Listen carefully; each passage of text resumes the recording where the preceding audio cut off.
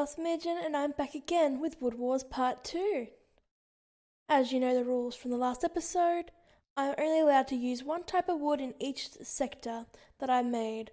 I'm allowed to use any other material with it, but the only rule is only one type of wood, so I cannot use birch with dark oak, I can't use spruce with oak, I can't use any of that. I have to stick to a only one type of wood deal, and today's main objective is terraforming. I have terraformed all the areas already, and I'm relatively happy with how they've turned out. Of course, a lot of them are experimental and things that I'm trying that are new to me and that I am really interested in showing off. So let's get straight into it, and I hope you enjoy. Let's start off with dark oak. As you know from last time, only those blocks, the path from last time, and this is the terraforming. I chose a nice little river with weeds and plants and a naturally spawned tree with added stuff to it to make it seem a bit more natural. I added some stuff into the water, and as you'll see if I turn on the shaders, and as you can see in the dark and the shaders on, it has pickles inside, so that means it goes really bright, really nice, and it really looks like a nice, bright, natural environment, which I think is very cute, very interesting. Please excuse the cat playing. And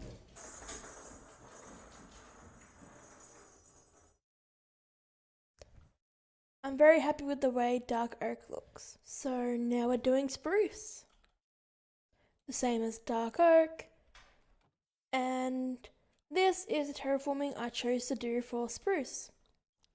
I chose to do something a bit more different than I did for the path part, where I tried to include a lot of muddy type blocks to make it seem a bit more natural. I've added more to this naturally spawned tree, which I had to trim down a bit because it was a bit too tall. And now it's just very short. And of course I've added into the roots. There is a little bit of lights with the sea pickles, but of course it's not that big, it's not that bright.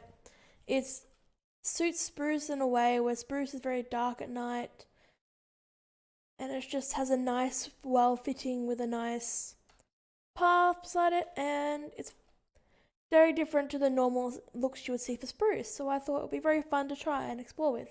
And I'm happy with the way it's turned out. I really like it. Next up is oak. Same thing with oak as the path we did last time. This is a terraform section. As you can see, I kept going with the dripstone idea, and I added more oak to it. I added a lot of fallen oak, some planks, some slabs, lots of leaves, some logs. Make it seem a bit more colourful, a bit more attitude, and it's a very simple build where this kind of look doesn't need that much, and I don't generally build these kind of looking things, so it was very interesting to explore with it and to see what I could do. So I'm having a lot of fun with oak, but for now, let's get to the next one. The next one is birch. Same with birch. And I really went out of my comfort zone with this one. I went for a kind of oasis-like look due to the survival world I'm doing, but I made this one look very magical, very mystical. Something I don't usually do with my Minecraft builds. I tend to try to make them look a bit more realistic, a bit more structural, but I wanted to experiment with this one. This is like I believe it's my third custom tree, and I'm relatively happy with it. It's a big one. It's a bit bigger than I think my first one, I believe. And it's very nice, very bright. And the candles serve for a good night lighting, which I'm going to show you now. And this is the magical look I wanted to go for. So at night time, it absolutely just glows.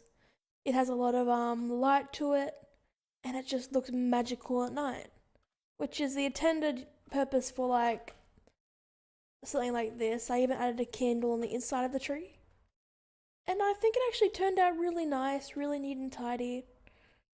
Of course, it's not my best build in the world, but to me, I'm very proud of it. It's very cute, and it's one of my first magical builds I've ever done.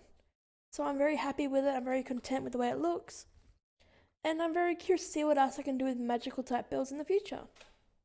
Time for Acacia. The same rules apply for Acacia, and this is the build for Acacia. I continued on with the stony look because, as I said, Acacia really does suit these kind of greys, this stony kind of look. And I decided to make a little ravine. It's not a complete ravine, but it's what I could do with this tiny space I made. Put a bit of lava, and I kind of made a little staircase up with all the roots. And I think it came out really well. I think the acacia looks really nice in it. It doesn't have to have a lot of a type of wood to make the wood make the environment. Because I think if it was just a blank area, it would look nice, sure.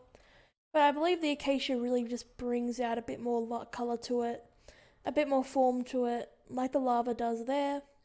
It just brings a bit more life to it, I believe. So yeah, I'm really happy with the acacia. I think it looks great. I'm really happy with it.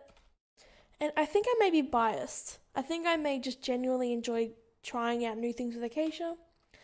But of course, we're just gonna have to wait and see for the next part, aren't we? Jungle. Ooh, how exciting. Jungle wood. And this is my build for jungle. With this tiny little space, I made a little pond, a tiny little waterfall, a cave system, well, not an actual cave system, and I spread out some naturally grown large trees, a naturally grown tree there. I had to add some vines to it, put a bunch of large ferns around, some lichen, and I genuinely think it's turned out amazing. I used a bunch of jungle wood everywhere. I think jungle wood actually really suits these kind of looks. Does suit rotten wood a lot. I think if you put it in water, it just looks rotten, which I'm a big fan of. Probably my favorite thing about this little terraforming I've done though is the light. This is my favorite kind of look. It isn't obnoxiously bright. Like with a dark oak, it really fitted to have a nice bright river.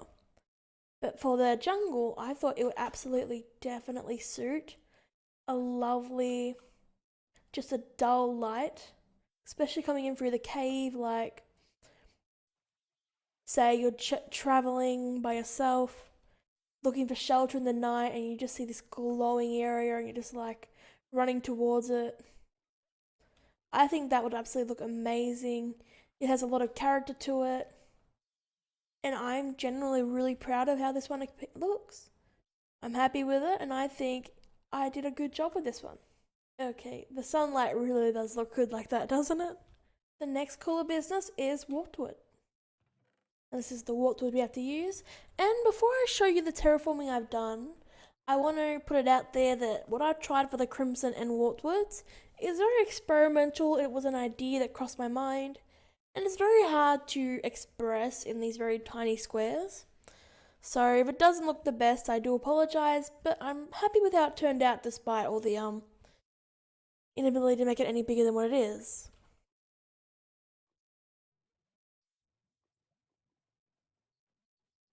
This is the idea for the warped wood. For warped wood, I decided to have the overworld molding into the nether. So like the grass is coming through, water is starting to come in, bit of root system for the tree.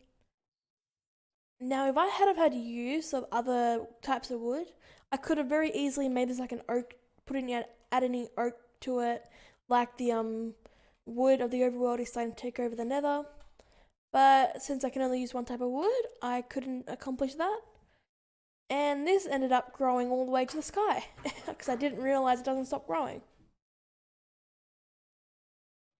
Crimson. That's all the stuff we can use for the Crimson. And I decided to go for the opposite idea for this one, where I have the Nether coming into the overworld, starting to claim the land. And I grew in a few other trees, and then I completely replaced them with Crimson stuff. And I had like lava taking over the water, turning into obsidian, and the grass turning into these things. And I genuinely think it turned out decently, despite the small amount of area that I couldn't really express the Nether just creeping out into the overworld. I still think it turned out pretty good. I like the way it looks. And I'm happy with the way I expressed something new or something different I've never tried building before. So yeah, I'm very happy with that. Okay, now we've seen all the terraformed and we've seen them all in their best of light. I think that'll be it for the episode. I'm so very glad you watched to the end, and it was a lot of fun for me to do. I really enjoyed building these builds. I enjoyed terraforming. I may need a bit more work on it, but these are very tiny squares, so I can't do as much as I would personally like to. But that's the fun of it, trying to see what I can do in the small space, which makes it even more fun. But of course, as we come to the end, I wish you all have lovely nights, days, evenings, mornings. Just have a lovely time. And of course, I'll see you in the next episode.